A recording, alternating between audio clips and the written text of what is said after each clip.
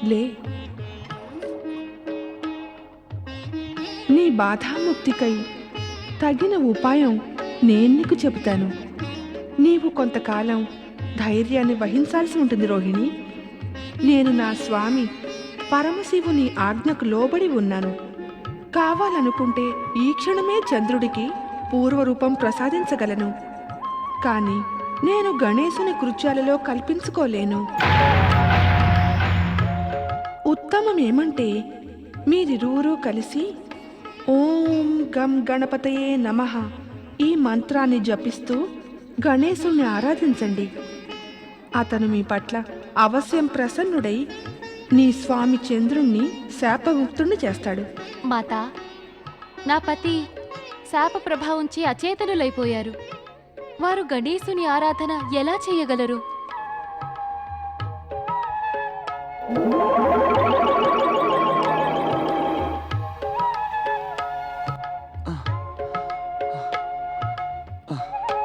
మాతా, మాతా పార్వతి, నా బాధని నివారించండి. మాతా పార్వతి, నా బాధని నివారించండి. మాతా, నన్ను రక్షించండి. మాతా పార్వతి, నన్ను రక్షించండి. శ్రీ గణేశుల కోపాన్ని తమరే తగ్గించగలరు మాతా.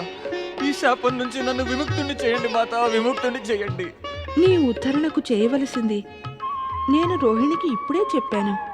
కానీ జాగ్రత్త, భవిష్యత్తులో మళ్ళీ ఇట్టి తప్పు చేయకు. ఎవరినైనా పరిహసించడం, వారి మనసుకి బాధలు కలిగించటం దుర్వ్యవహారం. నీవిప్పుడు దుర్వ్యవహారానికే దండన పొందుతున్నావు. నేను చెప్పినట్టి ఉపాయంతో నీవు తప్పక శాప విముక్తుడువు కాగలవు. నీకు శుభముగాక.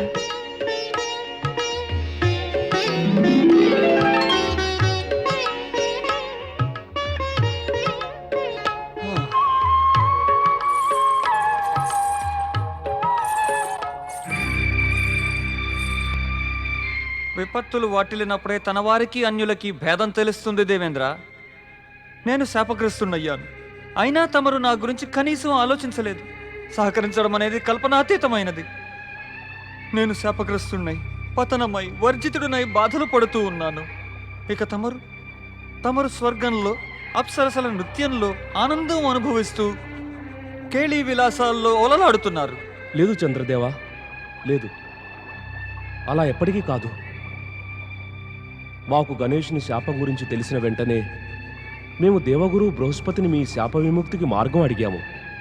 అంత దేవర్షి నారదుడు మాకు చెప్పాడు, శ్రీ గణేషుని ఆరాధిస్తే తప్ప మీ బాధ తీరే మార్గం లేదని. ఇది చెప్పడానికే మేము మిమ్మల్ని వెతుక్కుంటూ ఇక్కడికి వచ్చాం. స్వామి, వ్యర్థమైన చర్చలతో సమయం గడపటం వల్ల ఉపయోగమేమీ లేదు. మాతా పార్వతి ఆజ్ఞానుసారము మనం గణేశ మంత్ర జపాన్ని వెంటనే ఆరంభించటం మంచిది.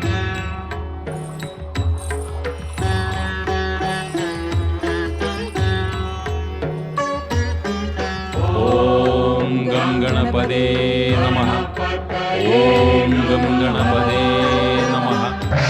ఓం గం గణపదే నమః.